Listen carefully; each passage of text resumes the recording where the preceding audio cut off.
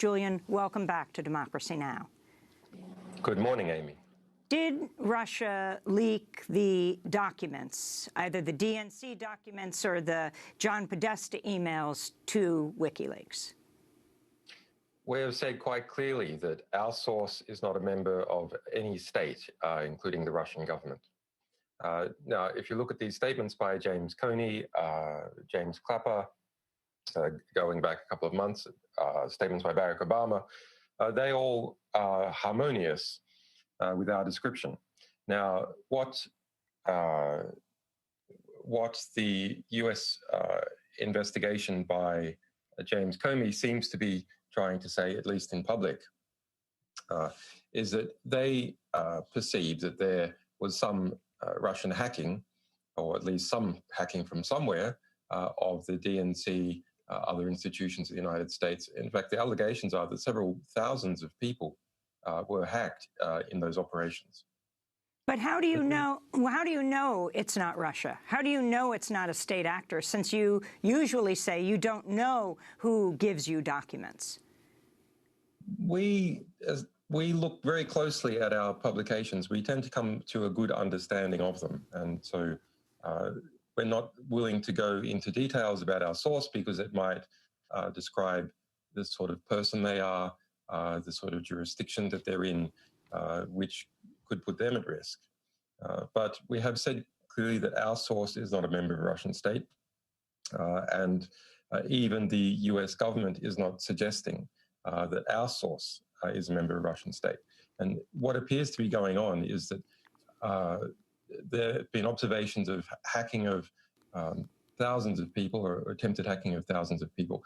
That's quite normal in intelligence gathering activity before an election. Presumably that's been carried out by many states. I would be surprised if that doesn't include Russia. And over here, there's the publications of WikiLeaks. And what there isn't is something in between the middle. So there's a allegation that, well, if there's been hacking here and there's publication over here, then these must be directly, causally, intentionally related. But so far, there's no evidence for that. Julian, I want to turn to a Democratic Congressman, Adam Schiff, speaking at a hearing of the House Intelligence Committee last month. Later in July and after the convention, the first stolen emails detrimental to Hillary Clinton appear on WikiLeaks. A hacker who goes by the moniker Guccifer2 claims responsibility for hacking the DNC and giving the documents to WikiLeaks. But leading private cybersecurity firms, including CrowdStrike, Mandiant, and ThreatConnect, review the evidence of the hack and conclude with high certainty that it was the work of APT-28 and APT-29, who are known to be Russian intelligence services. The U.S. intelligence community also later confirms that the documents were in fact stolen by Russian intelligence, and Guccifer2 acted as a front.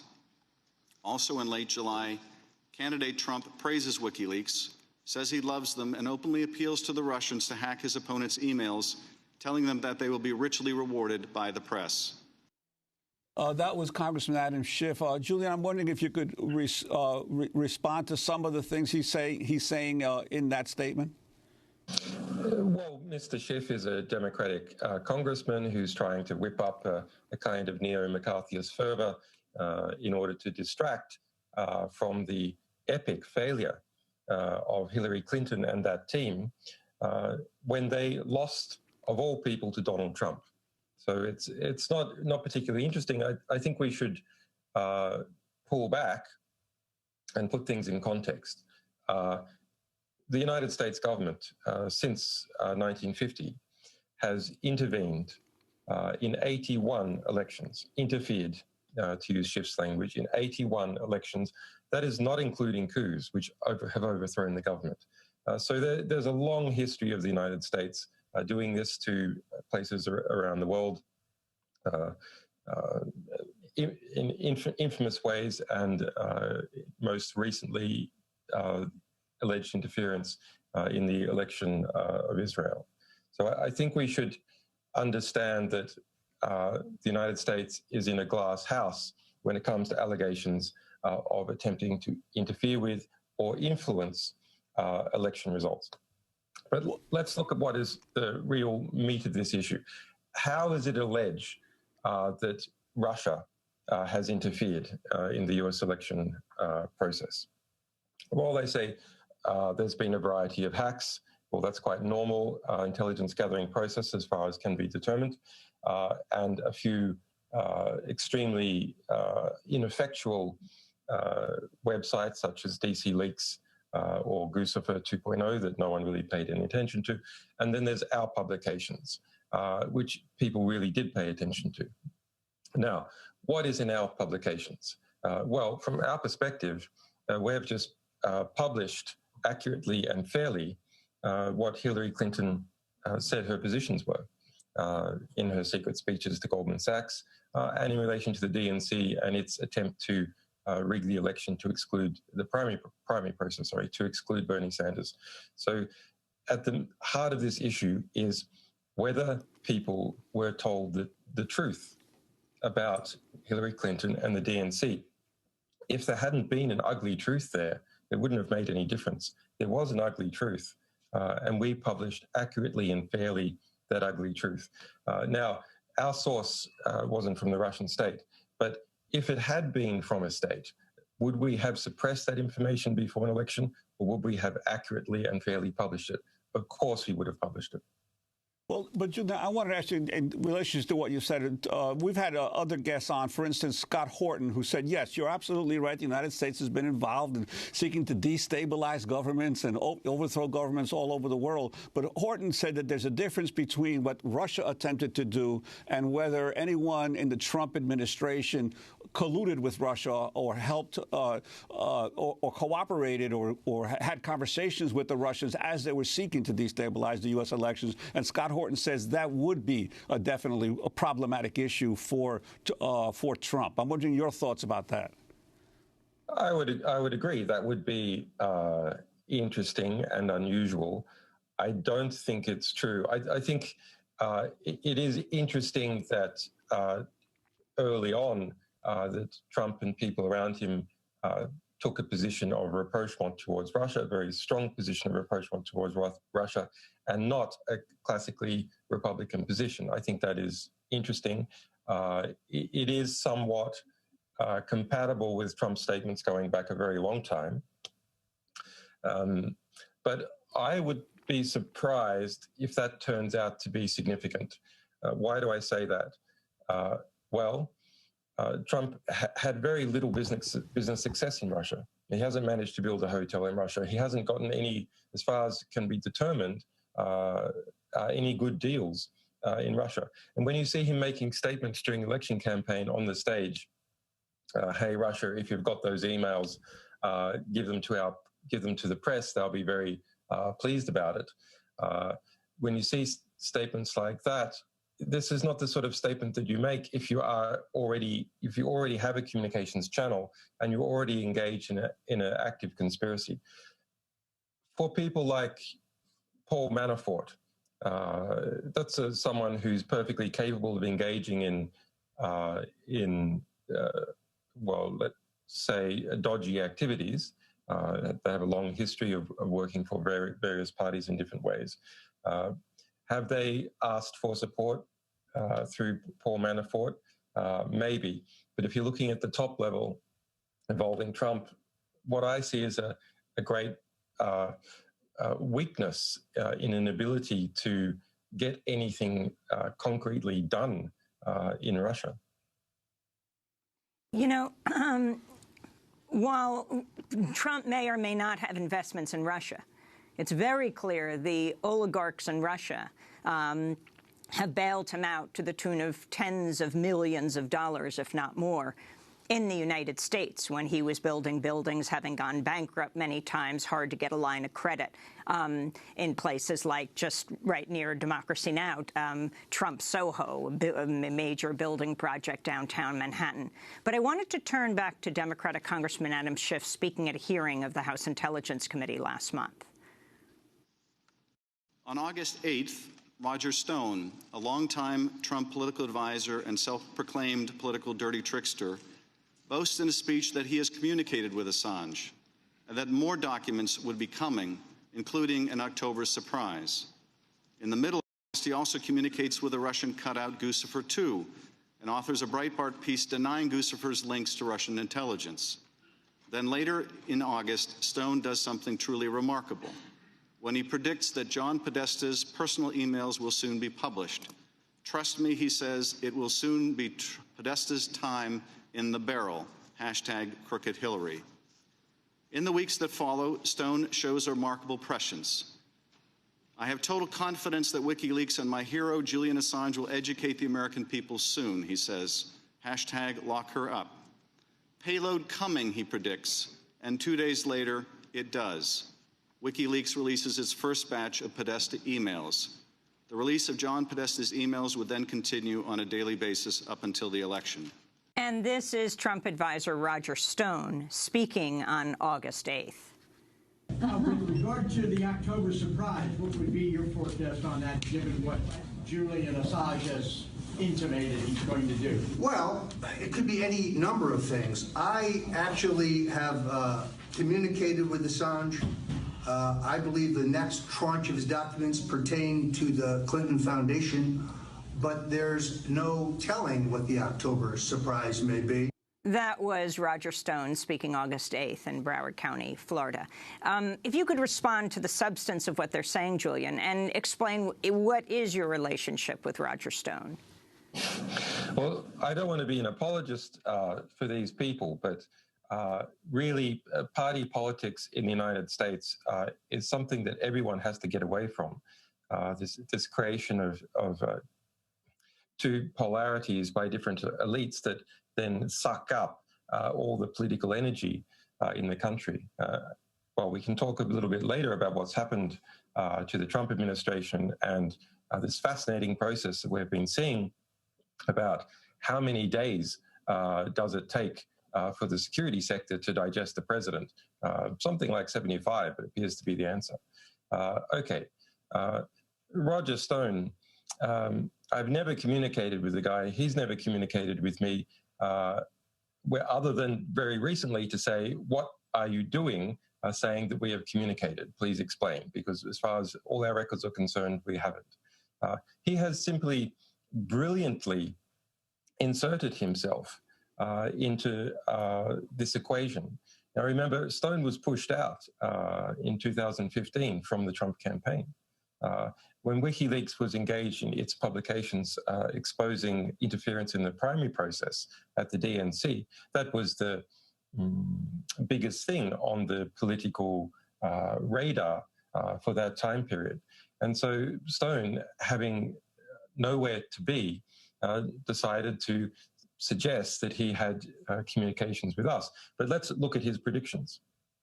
He predicted that our publications were going to be about the Clinton Foundation. He was wrong. All his other predictions, where they're accurate, the statements that we made in public. We said we had information about Hillary Clinton, that we were going to publish it, etc.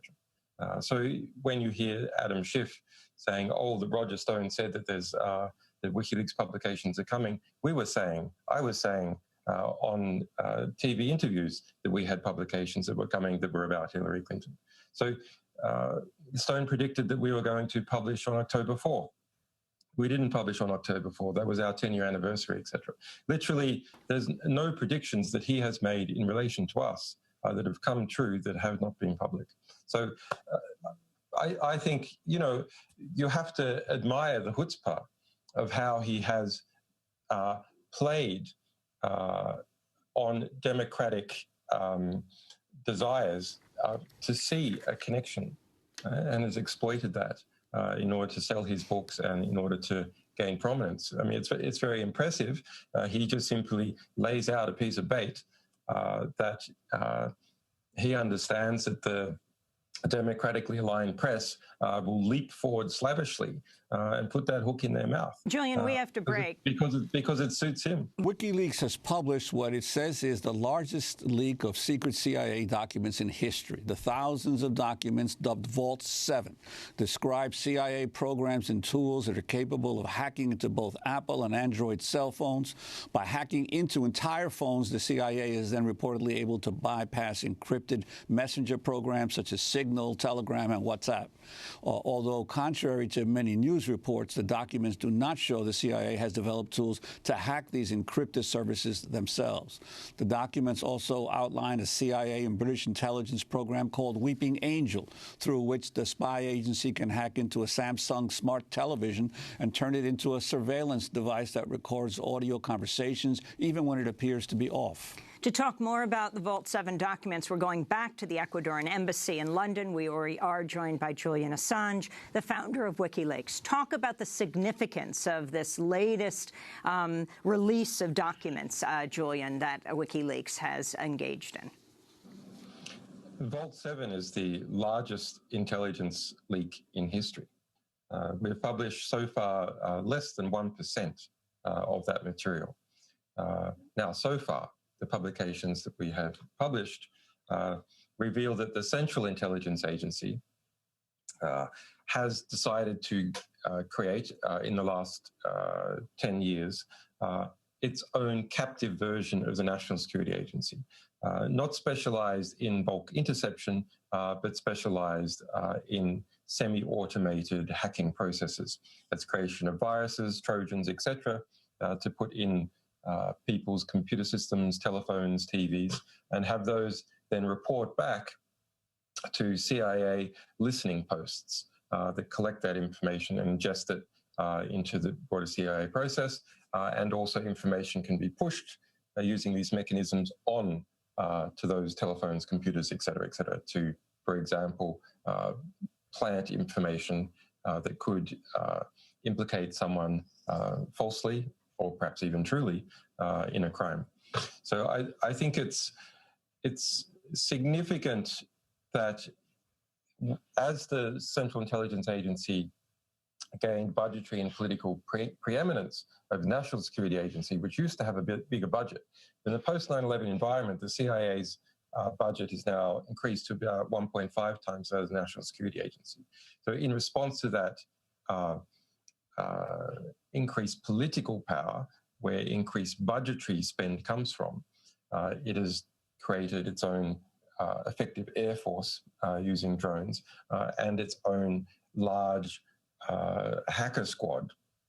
So it is able to do things internally that it would previously have to go out for others to do. So the Central Intelligence Agency, like all institutions, is maximizing its institutional power.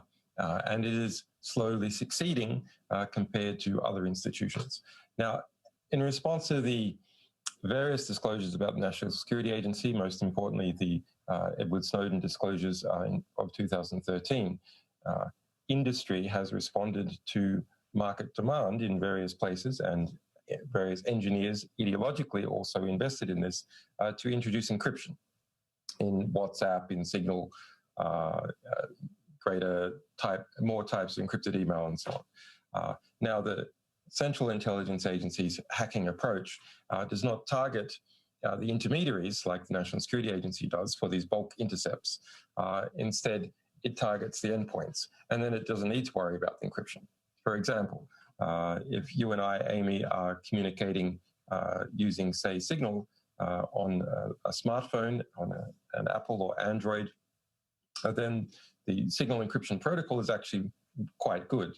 And as far as is known, it cannot be decrypted by an intermediary, bulk spying on communications traffic going across the Atlantic, like the National Security Agency does. But if either you or I have our phones hacked, and the CIA software specializes in doing this, it means that encryption doesn't matter, because the information is gathered either before it's encrypted or after it is decrypted. Well, Julian, in terms of the material you have released so far, you did redact any of the computer codes that you got access to, and you offered to have companies that may be affected by this, tech companies, to provide them the code so that they could fix any vulnerabilities. Have any companies taken you up on the offer? Yes, that's a very interesting process, and we knew that it would be. So we made this offer publicly. And we also wrote to a number of the large companies such as Apple, Microsoft, Google, Mozilla, which produces the Mozilla browser, etc. Now, the European companies responded almost immediately. Some even approached us. A couple of US companies, such as Mozilla, responded immediately, and we were also approached by a security engineer at Cisco. Google, Apple, and Microsoft took 8 or 9 days, depending on the company, to respond. Now, that means that they were putting all the users at risk for 8 or 9 days. What was happening in that 8 or 9 days? Well, we hear, we're not sure it's true for all of the companies, but we hear from one of the companies that what was happening is that they were engaging their lawyers, they've been worried about the politics, et cetera, et cetera. My guess is that on the legal front, a type of collaboration involving classified material, it could be argued to be conspiracy to commit espionage. Now, of course, that's not actually practically possible in the US court system or politically possible. And then these companies have individuals within them who have security clearances because they work on classified projects for the government. And particularly the security divisions of Apple, Google, Microsoft, etc., have people with security clearances in them and who might lose their security clearances if they're engaged in working on information that is being distributed not through a formal process. So what you see in the all those big three taking 8 or 9 days is some kind of collaboration, either directly with each other or through a third party, say like the Department of Justice, to understand what role that they're going to play. And the role that they ended up playing is saying, no, we don't agree to fix anything which we had asked for within 90 days. No, we don't agree to say that any fix came from you. This was our requirement. Instead, you can just throw something at our regular security reporting mechanism. So what's going on there? Well, no record of collaboration in a formal sense or in a political sense that could be used to make political problems for those companies in terms of their contracts with the United States government or potentially introduce problems in relation to the Espionage Act or security clearances. That's my supposition. We don't know that's true for sure. We know that some of that is true for at least one of these companies. But looking at the timing, it's very unusual that Google, Microsoft, and Apple all wrote back to us on the 8th or 9th day, whereas the other companies wrote back immediately or at various times. In October, The Intercept published a conversation between Glenn Greenwald and Naomi Klein about WikiLeaks' decision to disclose thousands of John Podesta's personal emails. This is part of what Naomi Klein said. I would add, it's not just that they didn't curate it and just dumped it all, right? They are dumping it, but they are doling out the dumps, right, to maximize damage, right? So they're not just saying, hey, information wants to be free, here's everything we have. Journalists have a field day, go through it, right? They're very clearly looking for maximum media attention. You can tell that just by looking at the WikiLeaks, Twitter feed, and timing it, right before the debates. And you've written about how dangerous it is for media organizations to be taking such a highly political approach to this election because they so clearly don't want Trump to get elected. So they're engaging in what you've described as journalistic fraud, right? I agree with you. Right. But we have to acknowledge how political WikiLeaks and Julian are being here. That was Naomi Klein in October. WikiLeaks founder Julian Assange, your response to some of her remarks? Well, I think it's a bit rich for Naomi Klein, who's a very wealthy woman sitting up there in Canada, to be accusing a political prisoner who's been detained for the last 7 years without charge in violation of 2 UN rulings without getting her facts straight. So what is WikiLeaks to do? Sit on and suppress evidence of interference in the DNC process? wait until after the DNC Congress to publish that information. That would be deeply unethical for this organization. I would argue it would be deeply unethical for any media organization, but for this organization it would be deeply unethical. We have a commitment to the public that we will not suppress information like that, and we have a commitment to sources who come forward taking risks to give us information that we will publish it in a timely fashion once we have verified that it is completely accurate. Now, do we wish that we had more money and could process information faster? Of course we do. But we did manage to get that publication out before the DNC, and I think that was very important so that people involved in that process could understand who it was that they were choosing to go for. Now, let's be realistic. Naomi has a particular issue, a very important issue, and I agree it's an important issue, which is climate change. And so she was willing to attack anyone in her campaign to make sure Hillary Clinton was elected because she perceives that Hillary Clinton would do better on climate change. And I agree it's a very serious issue. But in relation to WikiLeaks, we are an organization that has a commitment to the public to publish true information and not suppress it, and to make sure that as many people read it as possible.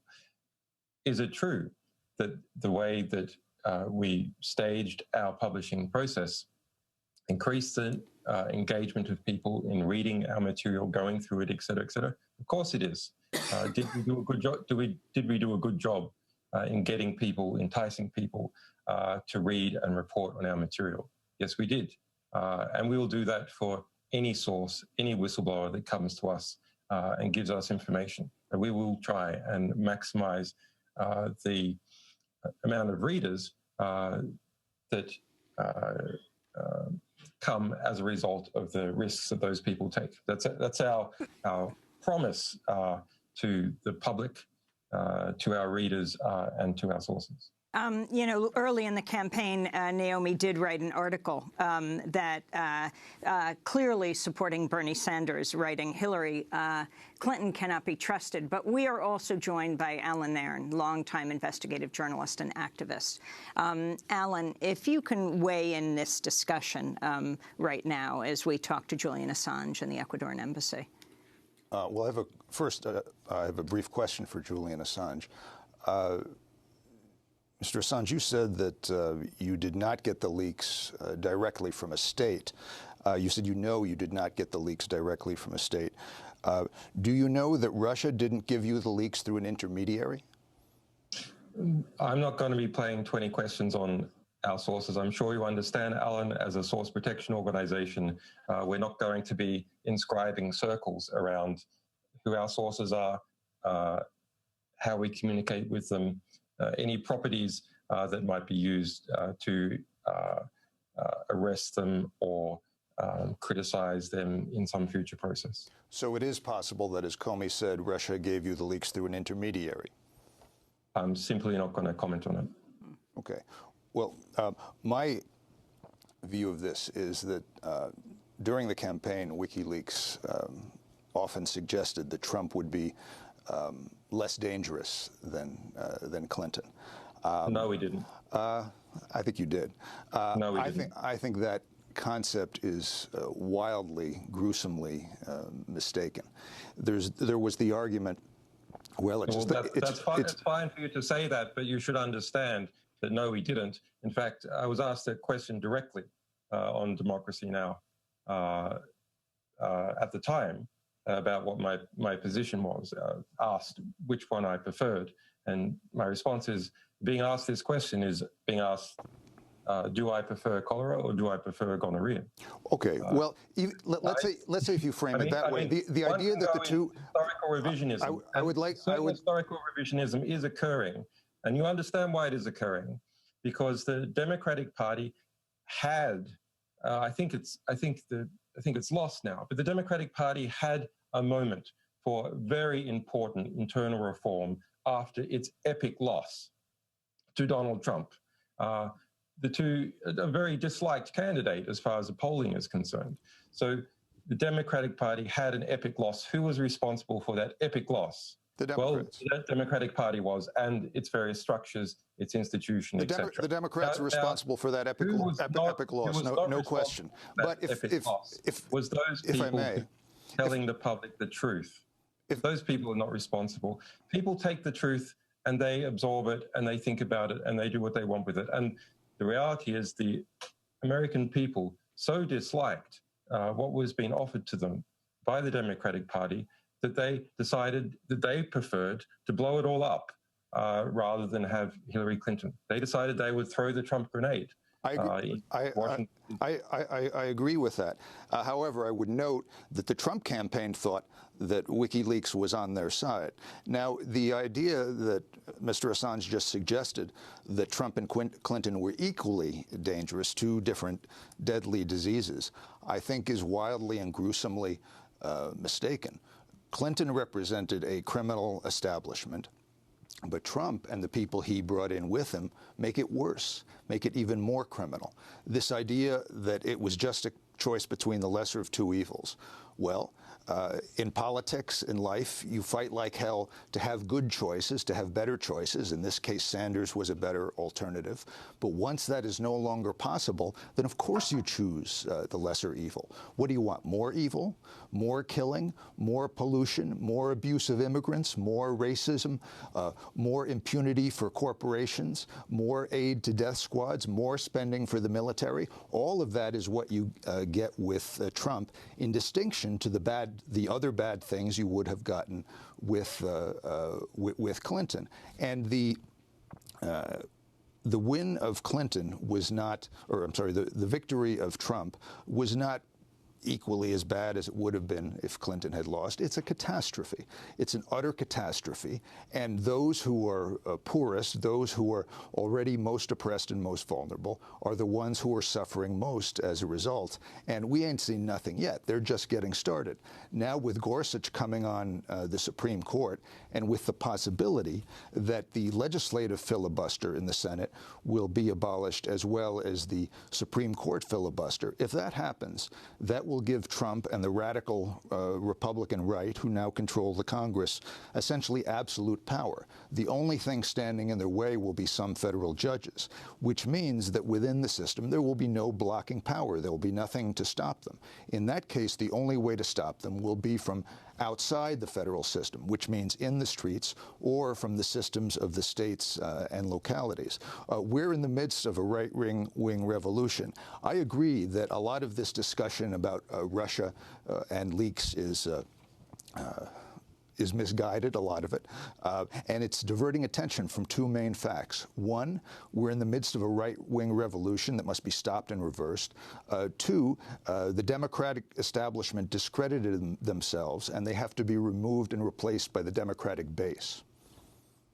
Julian, your response, I'd like to also, if you can, talk about, you've mentioned it numerous times, the existence of the deep state and what the relationship of the deep state is to your perspective about what's going on right now in the United States.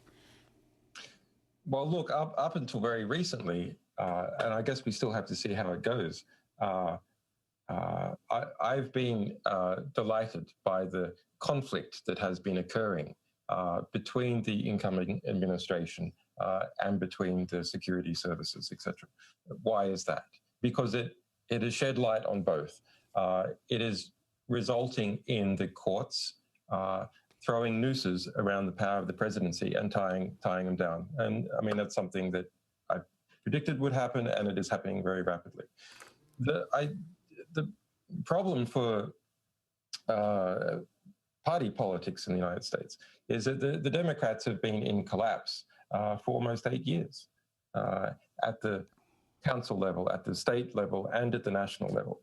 So the election of Donald Trump, while he's an unusual person psychologically and Hillary Clinton was a particularly bad candidate, is actually part of something that's much bigger. And it's very interesting to think what that is, and because any solution in terms of party politics has to understand why it is that the democratic machinery has seemingly been in inexorable collapse over the last 8 years. And you can perhaps say it's to do with gross economic factors, perhaps the professionalization of the democratic class, where you have a revolving door of contractors and so on. You can see this in our DNC leaks, that you have educated, professionalized Democrats who have lifted off the working class base and who are then involved in a revolving door system, becoming lobbyists, going back into the DNC, etc. If you read the emails we've published about John Podesta, you can see that this is not just simply something that happens. This is an expectation within that community. And anyone who doesn't engage in that expectation, anyone who doesn't go into private industry and get a $400,000 a year consulting contract as a local or foreign agent, is viewed to be as a fool. So you can only keep up that game for so long, and it starts to turn people off, and you start to lose the base, and that's what happened in this particular run. But let me get Alan's comment. I caution Alan strongly. I have a lot of respect for his work, but I caution him strongly to not get swept up into what is an attempt by the Democratic Party in this particular case, but by the two parties, to polarize the population into party politics. There's lots of interesting things that can come out of this Trump administration. We're seeing great horrors, of course, but we are seeing these horrors. Not so interesting to the people who've been killed and deported. We're seeing the conflict with the security services, the deep state. Now, I've been writing about the deep state for a decade, using that word. Now, Turkish academics have been writing about the equivalent in Turkey. Some Hungarian investigative journalists the same within Hungary. And finally, this word is now something in US politics. It's not a new concept. It's essentially the military-industrial complex plus lobbyists plus contractors plus people in the Senate Intelligence Committee, et cetera. We just all understand what that is. We just have 30 seconds, Alan, and I wanted to get you a final comment. The conflict between Trump and the intelligence and the deep state is a spat, not a struggle. Trump has insulted them, he has disrespected them, so they're unhappy with that. More importantly, Trump wants them to change their tactics, to become more crude and even more violent. Once they work together on a couple of new wars, they'll get along just fine.